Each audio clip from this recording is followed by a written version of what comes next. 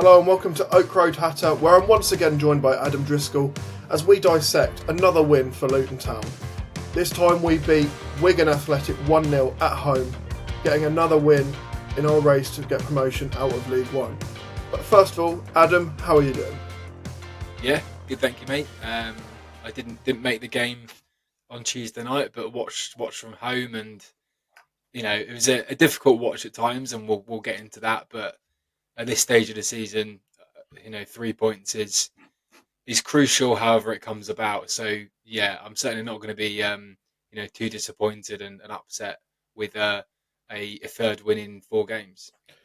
Yeah, as Adam mentioned, it was a difficult watch at home. It was also a difficult watch there, and we'll get into it in a bit more detail. It was a slow affair at times, and I did find myself quite distracted at stages throughout the game where the ball just seemed to be sort of trickling around in midfield or in defence for either side. But we did win the game, and we'll talk all about that. But before that, don't forget to check us out on socials, that at Oak Road Hatter on all your social media platforms to find the latest content from us. But yeah, let's get straight into it. And it's a 1-0 win against Wigan Athletic with George Saville scoring the only goal of the game and his first goal for the club. And we'll start with that goal because it was a very well taken finish in the 9th minute, the first half goal of the season for us. Yeah, and nice to see a goal from open play. I mean, I know we had one against Bradford. We were fortunate against Wimbledon with the goal. We were fortunate with one of them against Peterborough, and then obviously the other one was a set piece. So it was nice to have that open play goal and a well worked goal as well.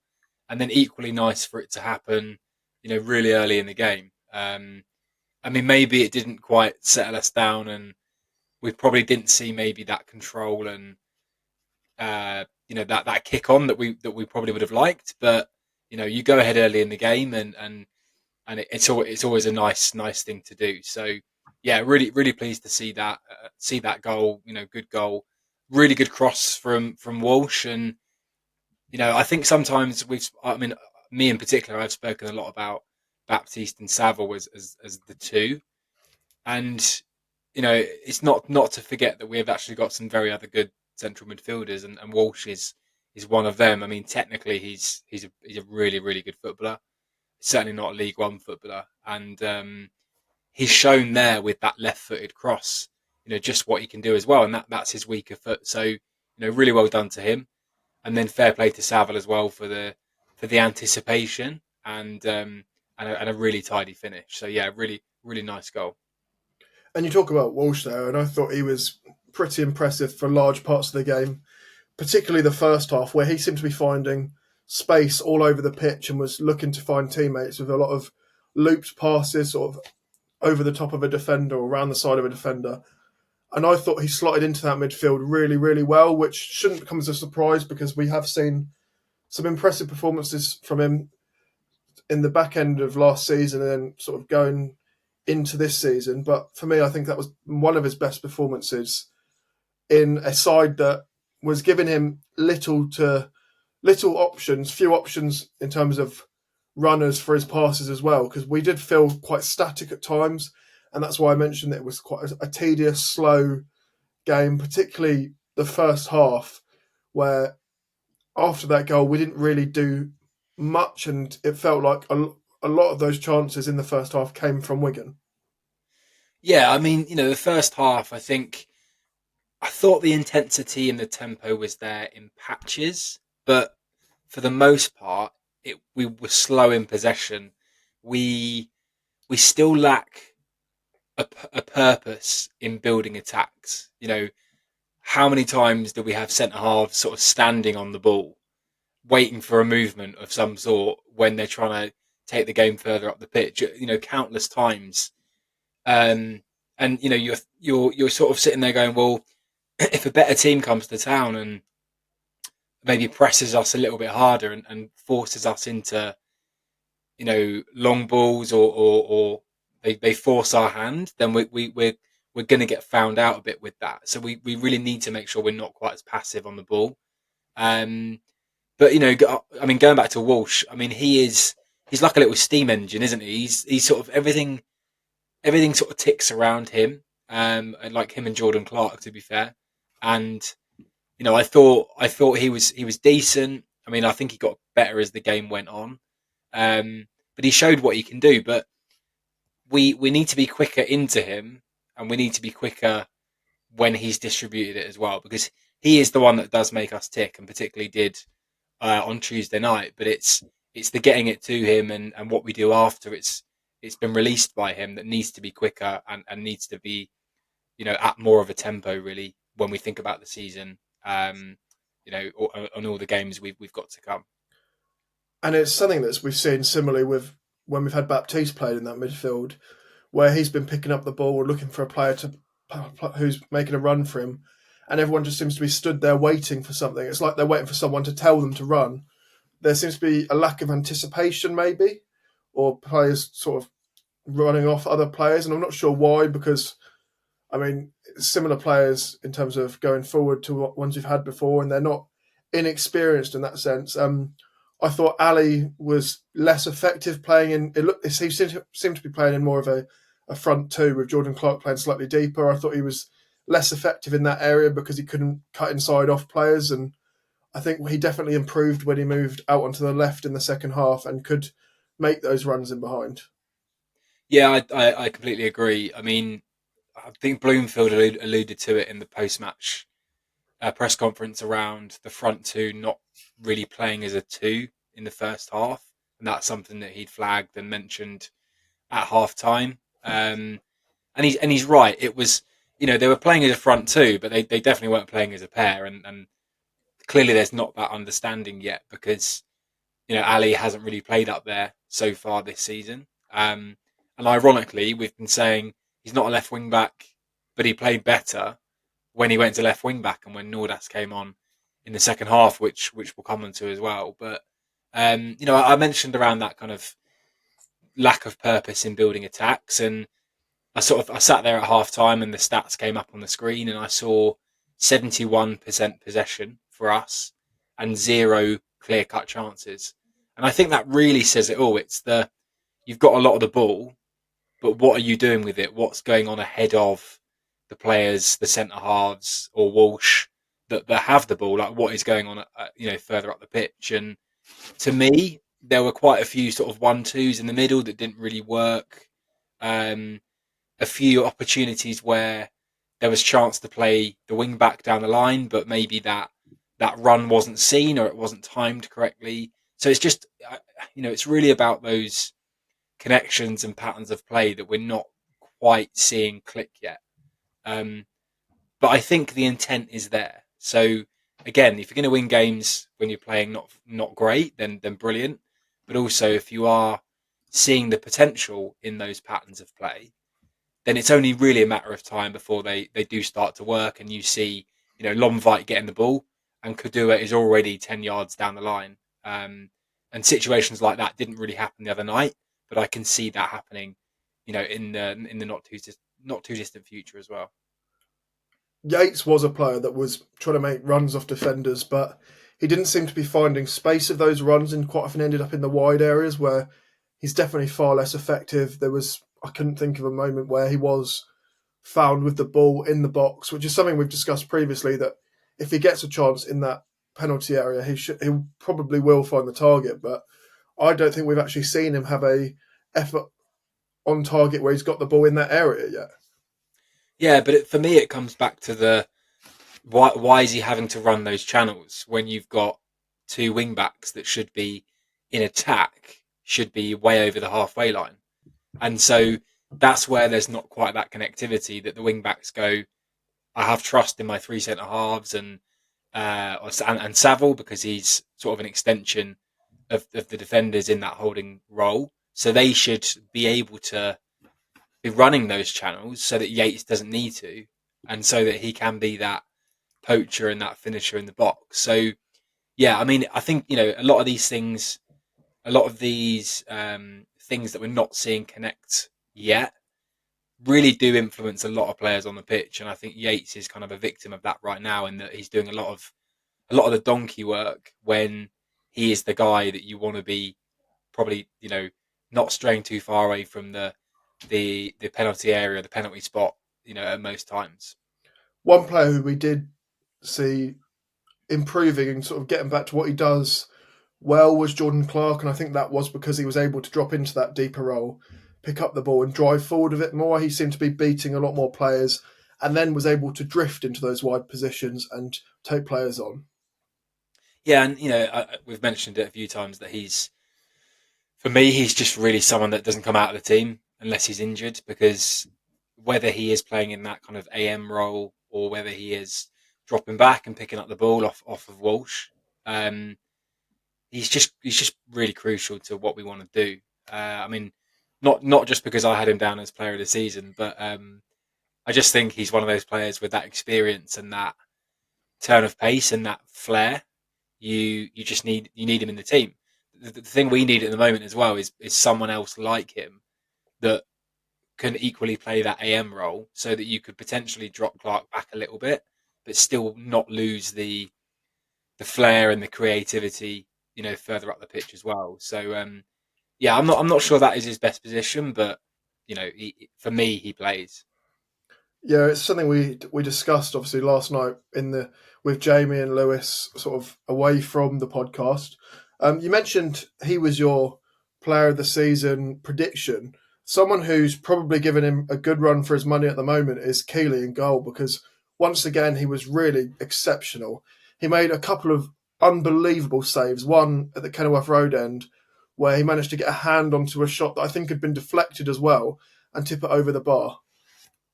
Yeah, and look, I don't want to be negative, but if we don't get promoted, I highly doubt he's here next season, because he's already showing himself to be comfortably above League One, and it won't be long before he's looked at as one of the best keepers outside the Prem.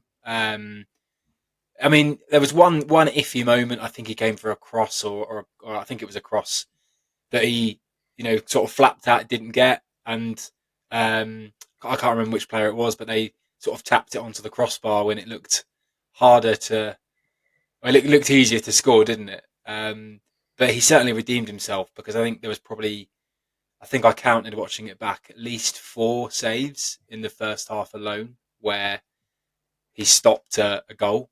Um, so yeah, I mean, he's very, very good at what he does, and you know, I would say, not to be too harsh on Kaminsky, but if Kaminsky was in goal last night, we concede at least 2 goals. I would say personally, because of that sort of lack of reassurance and confidence, and Keeley has that in spades. So if we can help him along the way as well. Last night was a scenario where he certainly helped our defence, but if we can return the favour and keep clean sheets as well without needing to call on him, then if he's going to be right near that kind of golden glove at the end of the season. And confidence is not something he lacks. You see it when he comes out of the goal at speed to stop counter attacks, which he did again yesterday. I'm not sure who the player was that was coming in one on one, but he came rushing out, took the ball, and then took a little bit of the player at the same time, just for the sake of it, I think. But he got all of the ball first, and it was a very, very good tackle because he was already out of his box, so he couldn't use his hands. He also made more headers than I've seen a lot of goalkeepers ever do. When he was rushing out, sort of knocking a ball across to a defender. There was one time where he just headed it straight out of play, which was slightly odd. But if he's confident in doing that and it gives his defence time to get back, then he's more than welcome to keep heading the ball. Up front, I think, and it's probably something we've been lacking all season, we're lacking a bit of a physical presence, I would say. I think a lot of our players are used to having a Morris or an Adebayo up there who they can knock the ball into, and they'll know the ball will quite often stick and they can make a run. I think Clark in particular really benefited from having Morris there. And obviously Yates is not that physical presence. He's strong for his size, but he's not tall, and he's not going to hold the ball up or win aerial battles. But a player we do have who is a physical presence, and he's someone I know you're a big fan of, is Las Nordas. And I thought yesterday was maybe his best game for Luton in terms of competitive fixtures. When he came off the bench, he really added that physicality, and he's also deceivingly quick for his size. I was saying to Jamie and in the group chat, he almost plays like a short striker who's had a very sudden growth spurt in the way he moves and sort of his dribbling as well. Yeah, I mean, tall blokes like me, Lasser, and Jamie, we are quicker than we might look. So, I do jest around 20 goals and him being the oracle, but he's a good footballer, and I think we've just a large percentage of our fan base has written him off way too early. I mean, I've spoken about the reasons before.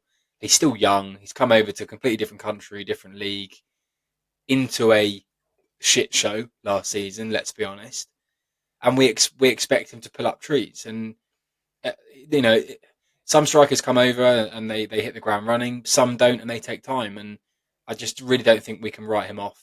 As early as as some of us have done, and that's really why I back him in that sense. I mean, last night when he came on, I thought he was really good. I think I do agree with Bloomfield. There are certain things that he can and should do better.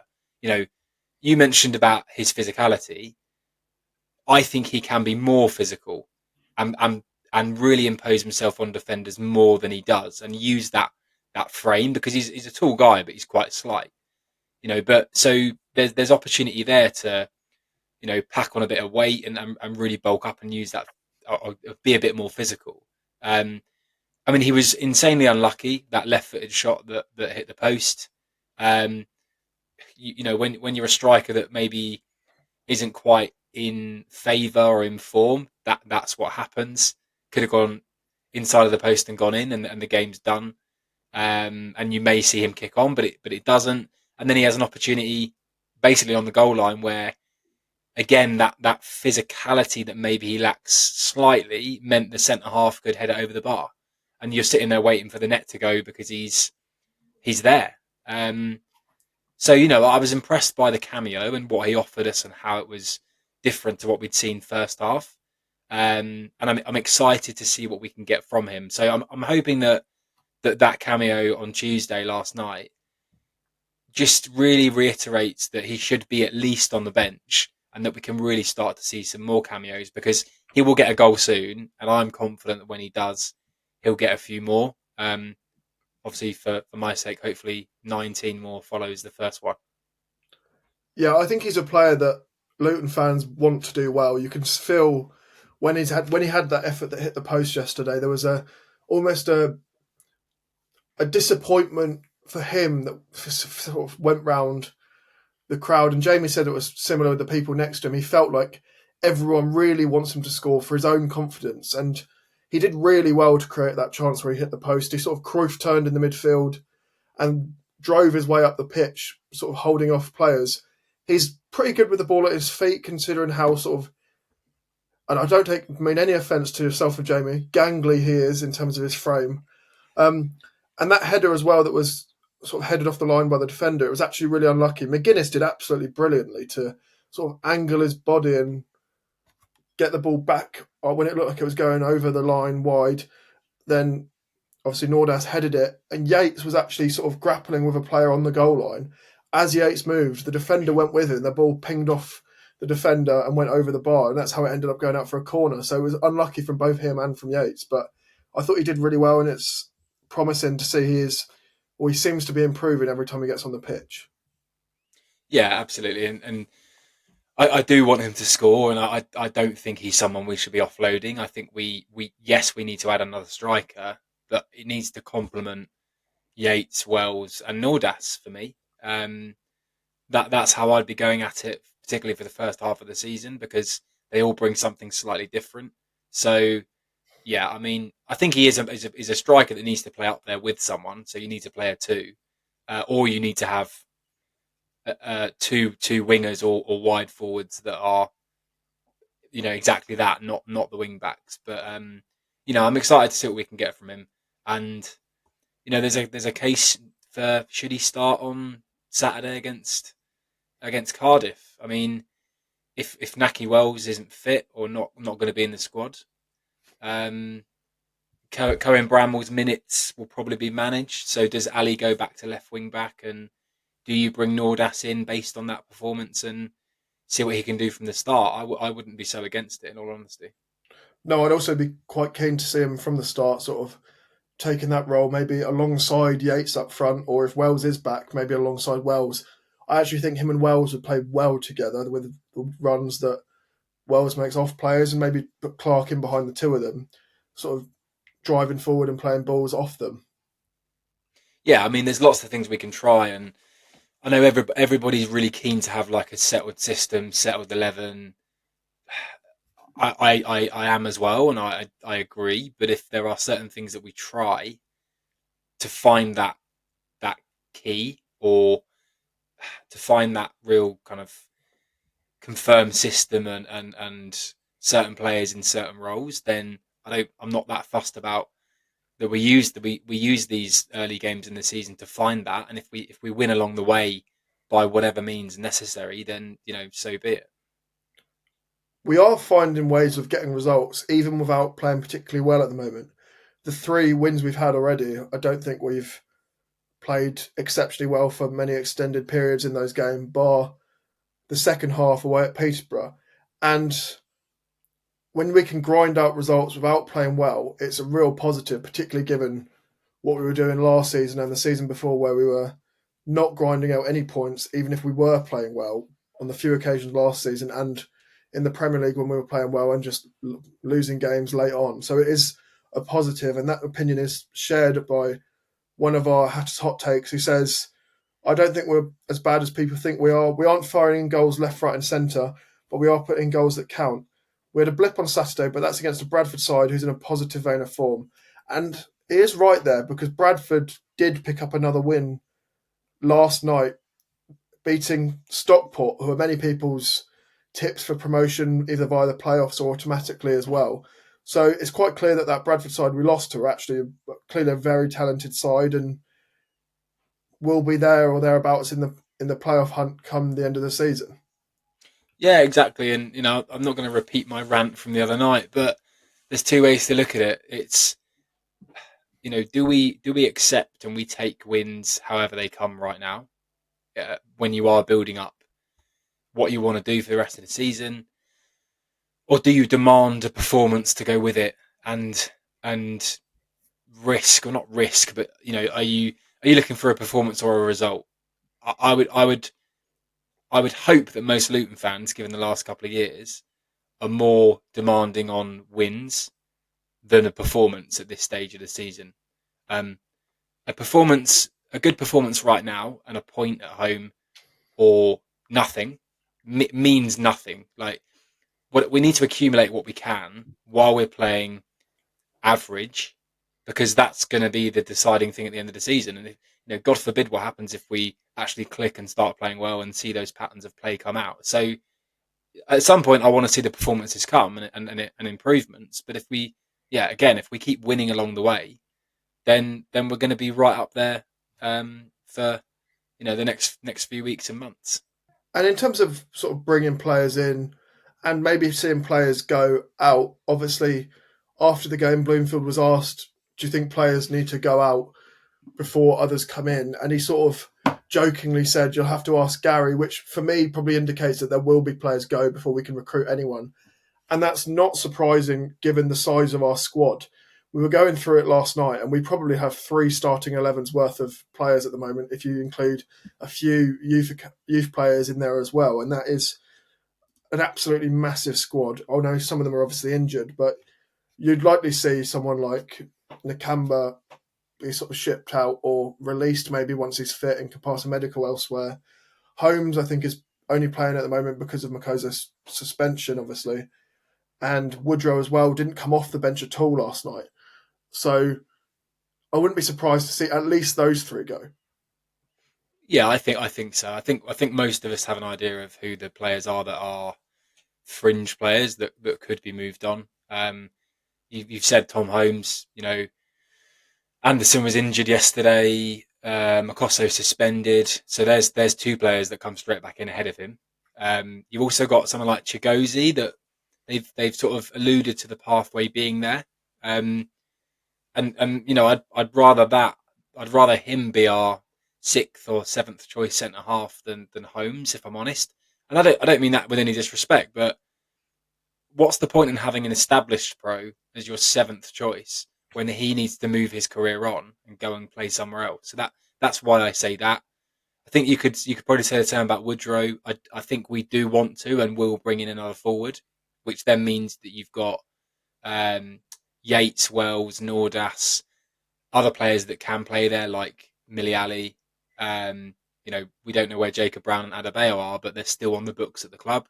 So probably Woodrow again falls in the same boat of needing to keep his career going and move on. And then there's other players that we haven't seen that are not far away from fitness, and like Nakamba and Chong. I mean, I don't really know what to make of the Chong situation. Bloomfield's answered questions on him and suggested that when he's ready, he comes back into the fold. It wouldn't surprise me if we didn't see him at all before the window shuts, and he does end up going. So we don't risk anything with injuries reoccurring, so that we can move him on, even potentially longer term. This side of the January window, it wouldn't surprise me if he's fit but not in squads because we need to get him out at some point. So he's another one that potentially can move on. And then the Nakamba, I still say now, I don't think he'll be here in 11 or 12 days. Whether he's sold or whether we have a mutual agreement to release him, I think he's got until next summer on his contract. The club probably look at it and go, we'll pay you 6 months. If no one comes in for him, we'll pay you off 6 months. So you get some of his wages off the books.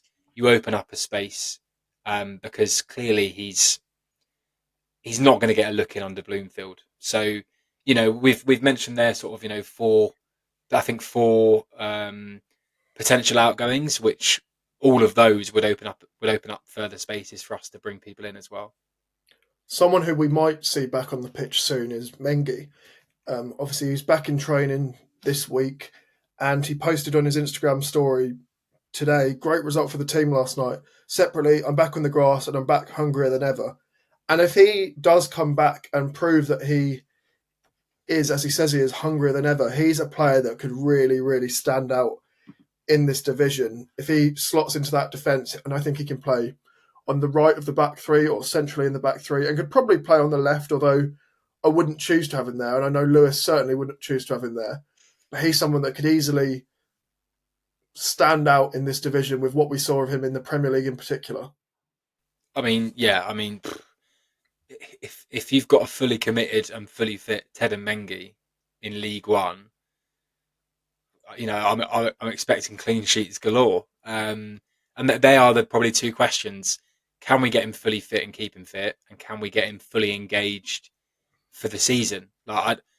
If the interest is there until January when the window opens, and then agent talk and whatever comes around again, then no thanks. I'd rather go with the other options that we've got. But yeah, you're right. If Mengi is on it and invested, I mean, comfortably our best centre half if he's bang on it.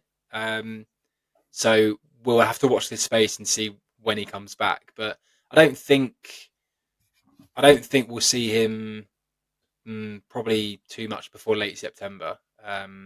But luckily enough, right now we're a club with well-stocked centre halves, which again is not something we've been able to say too often in the last sort of 18 months.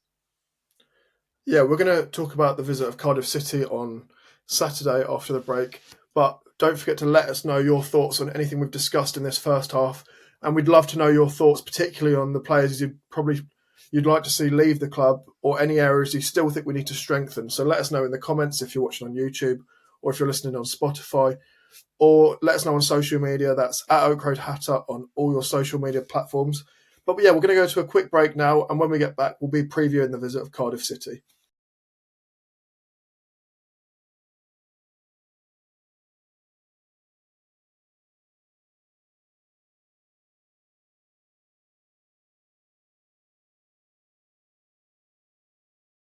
Hello and welcome back to Oak Road Hatter. You're still joined by myself, Finley Cannon, and Adam Driscoll, and now we're looking ahead to the visit of Cardiff City on Saturday. And it's a Cardiff side who a lot of people are expecting to be there or thereabouts in the playoffs or automatic promotion places come the end of the season. And they started the season very well with 3 wins and a draw from their opening 4 games. And they currently sit second in the league with 10 points. And they won last night on Tuesday night against Wimbledon with a late goal. So they are a side who are getting results from maybe games that might not be expecting to win or not in positions to win initially. They also scored what they got two. They won 2-1 against Peterborough, coming from behind in that game, in their first game of the season. They won 2-1 against Swindon, and they won 3-0 against Rotherham. So they are picking up results pretty steadily and putting in fairly solid performances as well, by all accounts. But they aren't a side who have recruited much. No, they're not really. But I'm looking at their lineup the other night when they did nick that winner at Wimbledon, and there's some pretty good players in there. To be honest, you've got Ruben Colwell is a standout player at this level. I think they've done well and will still do well to keep hold of him. I think the fact that he's a local guy to them probably means that he's very invested and doesn't want to go anywhere. So yeah, he's certainly going to be a player that we need to keep an eye on Saturday. But I mean, the striker Salic as well. Scored a couple of goals I think already. And then Ollie Tanner, who by all accounts got quite a serious injury the other night, is another good player, but clearly will be out for a little bit of time as well. But you've only got to go down to their bench as well. You've got Callum Chambers, Callum Robinson, David Turnbull, Chris Willock as well. So there's quite a lot of talent in that squad, and I'm not surprised that they've started the season well, even with maybe a quiet summer of recruitment. They've started the season well. So yeah, four games in, 1 goal conceded. So it's going to be a tough game, and I think it's going to be one where we need to really up that tempo, that intensity, and that purpose, and show something a little bit better than we did last night. And Ruben Colwell is obviously the standout player. He's quite a big attacking midfielder compared to sort of the other players you see in that area, but he's powerful when he runs, and I think he's got a bit of an eye for goal. He's also playing alongside his brother in that side. His younger brother Joel Colwell was in midfield. So for Cardiff fans, that must be obviously brilliant. It's a very, very young Cardiff City side with only sort of Ryan Wintle and Nathan Trott in goal, sort of being over the age of sort of 25 from their starting 11 last night. So another young side in this division, which seems to be sort of the story of the season for a lot of the division.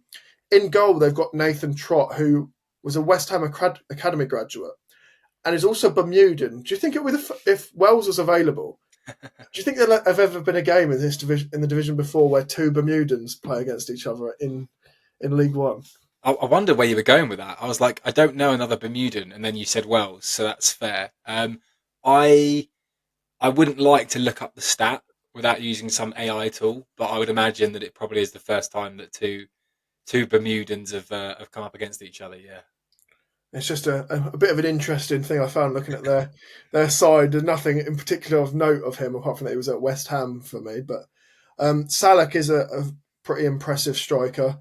Obviously, Cardiff struggled last season, but he scored 9 goals in 22 appearances as they were relegated, and he's a player that has been linked with a move away. But so far, they've been able to keep hold of him. But it is the midfield where they are strongest, with the two Colwells and Ryan Wintle.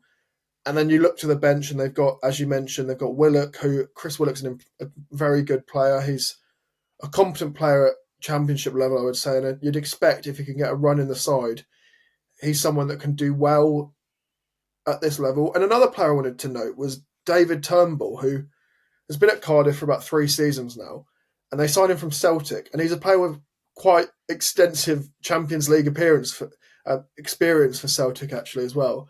And for Brian Barry Murphy, having a player like that in his squad must be really, really valuable with experience playing in the Champions League.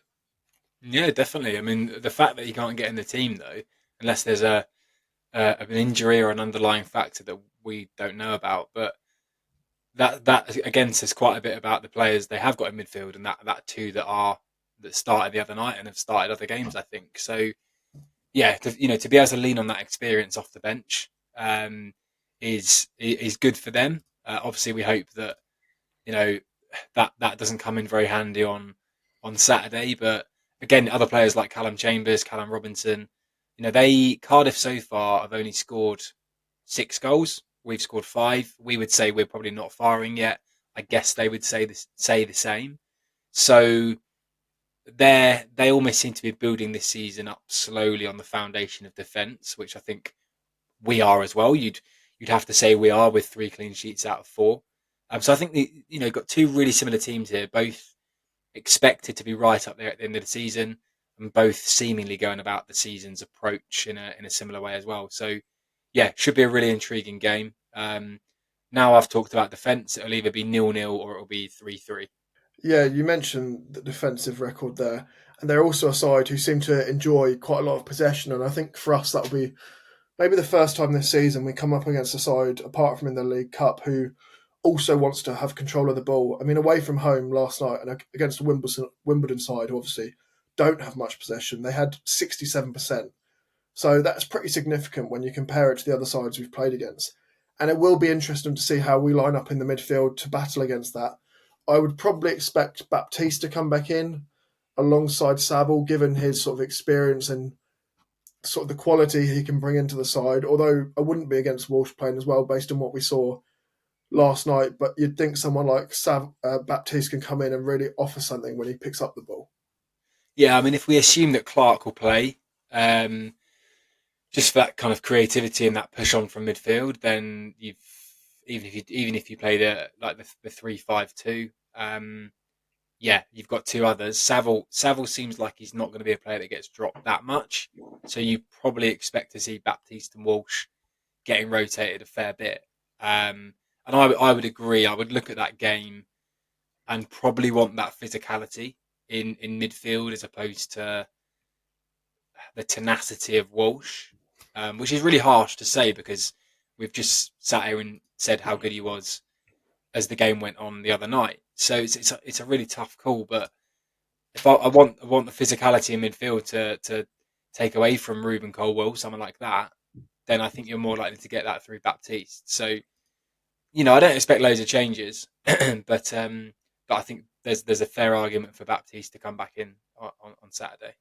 Do you also expect Makoto to come back in on the right side of that back 3? That's a very good question. Who did we have there the other night? We had Naismith, McGuinness, and I've forgotten who else played. Longvik. Longvik, of course, yeah.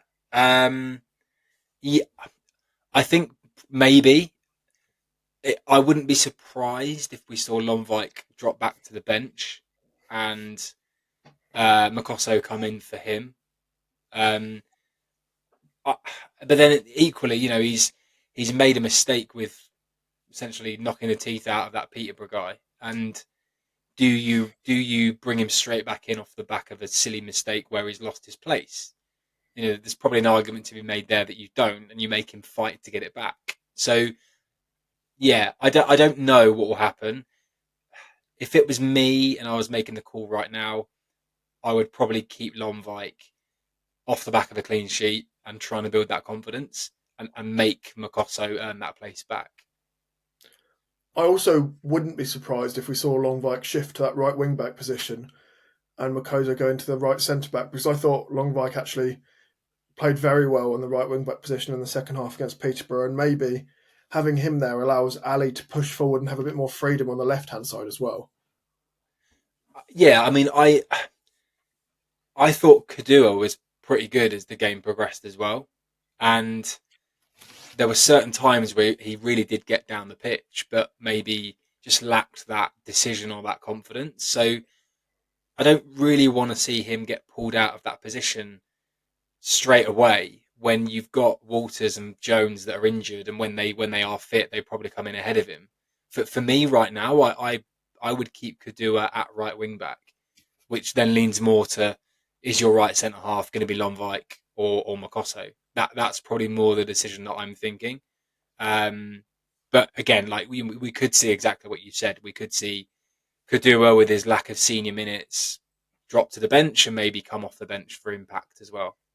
Yeah, it will be interesting to see that team selection from Bloomfield, and I guess it's a good problem to have in this instance with actually having defenders available. Obviously, we've mentioned it's not something we've had a lot in the last 2 seasons. And with people like Mengi and Walters also looked like he was back on the grass as well, with them sort of making their way back into training and eventually into the side, you'd imagine, then there'll be a real sort of selection dilemma in that defensive area. But I think the left-hand side is still sort of where the questions are. And if it is Ali going forward on that sort of left wing-back, left mid role, I think maybe you do need a more defensive option on the right. However, when Jones is back, you do have 2 very, very attacking wing-backs.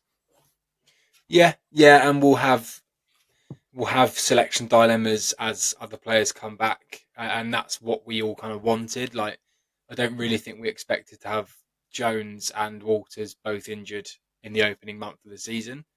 We probably didn't expect to sign Cohen Bramall or to be having Ali playing wing back as well. So the quicker these players come back, the quicker we're likely to get a more settled team, particularly in those wider areas. So yeah, I mean, we'll put out our 11 prediction on nearer to the weekend, but it's going to be a tough one for us to decide on and call, and we may well be in a position where we get 3 or 4 wrong, to be honest.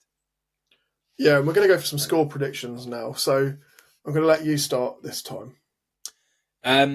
So I think it's going to be quite a tight game, for the reasons I've mentioned around both teams and their approach and their structure. But I do think there will be a couple of goals. So I'm going to very firmly sit on the fence and go for a 1-1 draw, which I don't think would be the end of the world. I know we want to win our home games, but it's one of probably the more testing home games we'll have this season. And even though it is early into the season, they are coming to us in form as well. So I'm going to go for 1-1, and say that it wouldn't be the end of the world if we took a point away on Saturday. No, I can see where that argument is coming from. I'm going to try and be a bit more optimistic. I'm not going to say it's going to be a high scorer, but I think it'll be a 2-1 win for Luton. I think we potentially might see a late goal as well. Don't hold me to that. I'd rather we won it comfortably earlier on than have to hold out till late on. But yeah, I think it'll be a very tight game, like you said. And we'd also love to know everyone listening's score predictions as well. So let us know in the usual ways. It probably will be the first properly big test of the season, bar that Bradford game, which was, I guess, a surprise test. And you'd expect it to be a good practice for sort of games going forward. And if we can put in a solid performance in this game, then you'd like to think we can carry that forward. Yeah, you'd hope so. I mean, you say the first challenge. I know what you mean, because a club that's relegated alongside us and expected to be right up there at the end of the season, with the greatest of respect, as well as Bradford played and as well as they are playing in general, they're not expected to be up there. So, that we weren't looking at that fixture going, wow, what a challenge that's going to be, even though it proved to be that way. So it's definitely a game that you look at and go, this is the first big challenge of the season, and it will be a good test. It'll be a good test to see if we can turn up and put in a slightly better performance, and if the result comes with that as well, then everybody will be happy and happier in a happier place than maybe some people are now as well. And it's an early kickoff as well, so there'll be some of the Sky cameras there, but obviously there's so many early kickoffs now that it's difficult to say which ones it will be. But hopefully we can pick up another win and carry on the good momentum going forward. But from myself and from Adam, that's everything for today. So come on, you Hatters, and let's go into Saturday.